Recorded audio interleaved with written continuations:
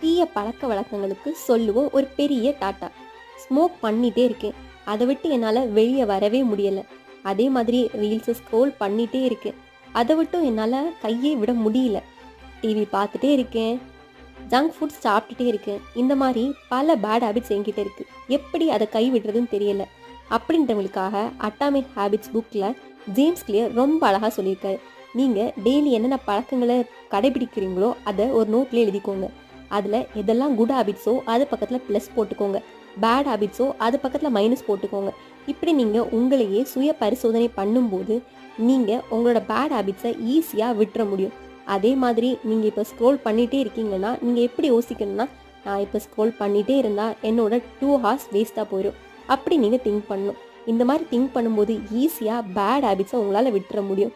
இந்த மாதிரி பேட் ஹேபிட்ஸை கைவிடுவோம். நம்ம லைஃப்பில் ரொம்ப ரொம்ப ஹாப்பியாக இருப்போம்.